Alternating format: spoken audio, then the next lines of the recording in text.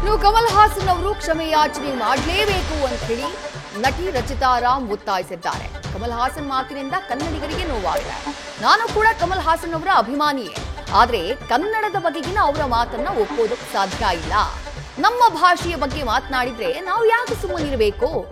ಯಾವ ಭಾಷೆ ಯಾರಿಂದಲೂ ಹುಟ್ಟುವುದಕ್ಕೆ ಸಾಧ್ಯವಿಲ್ಲ. ಚಿತ್ರದ ಬ್ಯಾನ್ ಬಗ್ಗೆ ಅದನ್ನ ದೊಡ್ಡವರು ತೀರ್ಮಾನವನ್ನ ಮಾಡ್ತಾರೆ ಅಂತ ಹೇಳಿ ರಚಿತಾ ರಾಮ್ ಪ್ರತಿಕ್ರಿಯಿಸಿದ್ದಾರೆ. ನನ್ನ ಇನ್ಸ್ಟಾಗ್ರಾಮ್ ಖಾತೆಯಲ್ಲಿ ನಾನು ಹಾಕಿರೋಂತ ಒಂದು ವಿಡಿಯೋ ಪ್ರತಿಯೊಬ್ರು ಕೂಡ ಅದನ್ನ ನೋಡಿದ್ದಾರೆ. ಅದಕ್ಕೆ ಪ್ರತಿಯೊಬ್ರು ಕೂಡ ಪ್ರತಿಕ್ರಿಯೆ ಮಾಡಿದ್ದಾರೆ. ಅದನ್ನ ನಾನು ಕೂಡ ಅಬ್ಸರ್ವ್ ಮಾಡಿದ್ದೀನಿ. ಸೊ ನನ್ನ ಪ್ರೀತಿ ನನ್ನ ಭಾಷೆ, ಹಾಗಂತ ಬೇರೆ ಭಾಷೆ ಬಗ್ಗೆ ನಾನು ಯಾವತ್ತೂ ಕಾಮೆಂಟ್ ಮಾಡಕ್ ಹೋಗಲ್ಲ. ಪ್ರತಿಯೊಂದು ಭಾಷೆ ನಾನು ಗೌರವ ಕೊಡ್ತೀನಿ, ಪ್ರೀತಿ ಮಾಡ್ತೀನಿ. ಆದ್ರೆ ನನ್ನ ಭಾಷೆ ಅಂತ ಬಂದಾಗ ಫಸ್ಟ್ ಪ್ರಿಯಾರಿಟಿ ನನ್ನ ಭಾಷೆ ಮೇಲೆ. ಎಲ್ಲಾ ಭಾಷೆನೂ ಇಷ್ಟಪಡ್ತೀನಿ, ಎಲ್ಲಾ ಭಾಷೆ ಸಿನಿಮಾ ನೋಡ್ತೀನಿ. ನೀವೆಲ್ಲರೂ ನೋಡಿರೋ ಹಾಗೆ ನೀವು ನೋಡ್ತೀರಾ ಸಿನಿಮಾ, ಎಲ್ಲಾ ಭಾಷೆ ಹಾಡುಗಳನ್ನು ಕೇಳ್ತೀರಾ, ಹಾಗೆ ನಾನು ಸಹ ಕೇಳ್ತೀನಿ. ಎಲ್ಲಾ ಭಾಷೆ ಮೇಲೆ ಗೌರವ ನಂಗೆ ತುಂಬಾನೇ ಇದೆ. ಅದಿದ್ದಿಲ್ಲ ಅದಿಲ್ಲ, ಇದು ಫಸ್ಟ್ ಅದು ಫಸ್ಟ್ ಅಲ್ಲ. ಯಾರಿಂದ ಯಾರು ಬಂದಿಲ್ಲ, ದೇವ್ರೊಬ್ಬ ಅಂತ ಇದಾನಲ್ಲ, ಅವನಿಂದ ಅವನು ಹೂ ಅನ್ನೋದಕ್ಕೆ ನಾವೆಲ್ಲ ಜನ್ಮ ತಗೊಂಡಿರೋದು. ಅವನು ಗೊತ್ತಿದೆ ಯಾರನ್ನ ಎಲ್ಲಿ ಹಾಕ್ಬೇಕು, ಯಾರನ್ನ ಎಲ್ಲಿ ಹುಟ್ಟಿಸ್ಬೇಕು, ಹೆಂಗ್ ಹುಟ್ಟಿಸ್ಬೇಕು, ಏನ್ ಮಾಡಿಸ್ಬೇಕು ಅಂತ ಅಲ್ವಾ. ಇಲ್ಲಿ ನಾವು ಹಿಸ್ಟ್ರಿ ಅಂತ ತೆಗೆಯೋದು ಅದು ಇದು ಡೆಫಿನೆಟ್ಲಿ ಇವಾಗಿರೋ ಸಿಚುವೇಶನ್ಗೆ ಎಲ್ಲಾ ಹಿಸ್ಟ್ರಿ ತೆಗೆದು ನಾವು ಏನ್ ಪ್ರೂವ್ ಮಾಡ್ಬೇಕು ಅದನ್ನ ಮಾಡ್ತಿದೀವಿ. ಬಟ್ ಭಗವಂತ ಅಂತ ಒಬ್ಬ ಇದ್ದಾನಲ್ವಾ, ಏನಾದ್ರೂ ಕಾಮೆಂಟ್ ಅಂತ ಬಂದಾಗ ಯೋಚನೆ ಮಾಡಿ ಪ್ರತಿಯೊಬ್ರು ಕೂಡ ಇದು ನನ್ಗೂ ಕೂಡ ಅನ್ವಯಿಸುತ್ತೆ. ಇವತ್ ನಾನು ಹೇಳಿದೀನಿ ನನ್ನ ಭಾಷೆ ಬಗ್ಗೆ. ಈ ಒಂದು ವಿಡಿಯೋ ನಾನೇನ್ ನನ್ನ ಒಂದು ಇನ್ಸ್ಟಾಗ್ರಾಮ್ ಖಾತೆಯಲ್ಲಿ ಹಾಕಿದೀನಲ್ವಾ, ಅದು ನನ್ಗೂ ಕೂಡ ಅನ್ವಯಿಸುತ್ತೆ.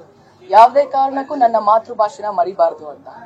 ಮಾತೃಭಾಷೆ ಜೊತೆಗೆ ನಾವು ನಮ್ಮ ಸ್ಕೂಲ್ ಎಜುಕೇಶನ್ ಇಂದ ನಾವು ಎಲ್ಲಾ ಭಾಷೆನೂ ಕಲಿಯಕ್ ಸ್ಟಾರ್ಟ್ ಮಾಡ್ತೀವಿ.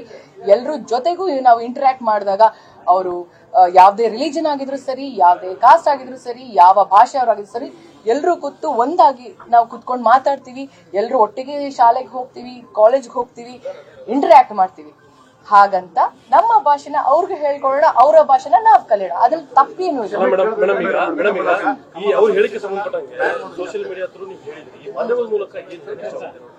ಮಾಧ್ಯಮ ಮೂಲಕ ಏನ್ ಹೇಳಂತ ಇಷ್ಟ ಮಾತಾಡಲ್ಲ.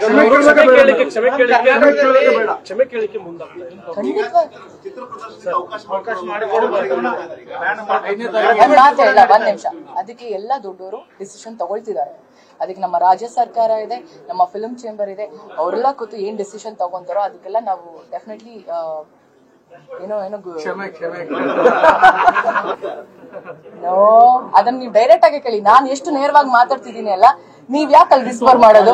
ನನಗೆ ನೀವು ಸ್ಟ್ರೈಟ್ ಆಗಿ ಹೇಳಿ, ನಾನು ಎಷ್ಟು ಸ್ಟ್ರೈಟ್ ಆಗಿ ಆನ್ಸರ್ ಮಾಡ್ತಿದ್ದೀನಿ ಅಂತ. ಯಾವ್ದಾದ್ರು ಒಂದು ಪ್ರಶ್ನೆ ಕೇಳಿ. ಒಂದ್ ನಿಮಿಷ ಹೇಳಿ. ಅವ್ರು ತಪ್ಪಾಗಿ ನಮ್ಗೆ ಅವರ ಒಂದು ಸ್ಟೇಟ್ಮೆಂಟ್ ಅಲ್ಲಿ ಒಂದೆಲ್ಲೋ ಒಂದು ಮಾತಲ್ಲಿ ನಮ್ಗೆಲ್ರಿಗೂ ತಪ್ಪು ಆಗಿದೆ, ನಮಗ್ ನೋವಾಗಿರೋದ್ರಿಂದ ಖಂಡಿತವಾಗ್ಲೂ ಸರ್ ಕ್ಷಮೆ ಕೇಳಬೇಕು. ಕಮಲ್ ಹಾಸನ್ ಸರ್ ಬಗ್ಗೆ ನಾನು ದೊಡ್ಡ ಅಭಿಮಾನಿ. ಅವರ ಒಂದು ಕಲಾ ಸೇವೆಗೆ and his contribution to our Indian film industry is ಹ್ಯೂಮಂಗಸ್.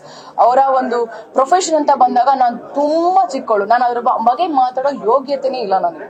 ಅಷ್ಟು ದೊಡ್ಡ ಮಟ್ಟಕ್ಕೆ ಬೆಳೆದಿರುವಂತ ಮಹಾನ್ ಕಲಾವಿದ. ಬಟ್ ಸ್ಟೇಟ್ಮೆಂಟ್ ಅಂತ ಬಂದಾಗ ನಾವ್ ಯಾರ ಬಗ್ಗೆನೂ ಮಾತಾಡಲ್ಲ. ಬಟ್ ನಮ್ಮ ಭಾಷೆ ಬಗ್ಗೆ ಅಂತ ಯಾರಾದ್ರ ಬಗ್ಗೆ ಮಾತಾಡಿದ್ರೆ ನಾವ್ ಯಾಕೆ ಸೈಲೆಂಟ್ ಆಗಿರೋದು ಅಲ್ವಾ? ಸಾರಿ ಕೇಳಬೇಕಾಗತ್ತಲ್ವಾ ಅಷ್ಟೇ.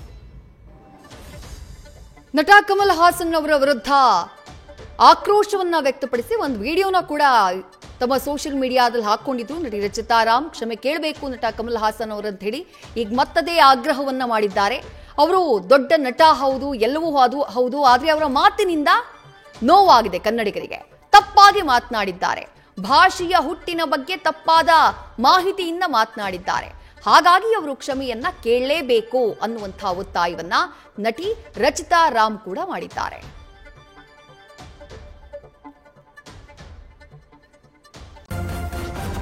ನ್ಯೂಸ್ ಫಸ್ಟ್ ನಿರ್ಭೀತಿಯಿಂದ ನಿಮ್ಮ ಪರವಾಗಿ.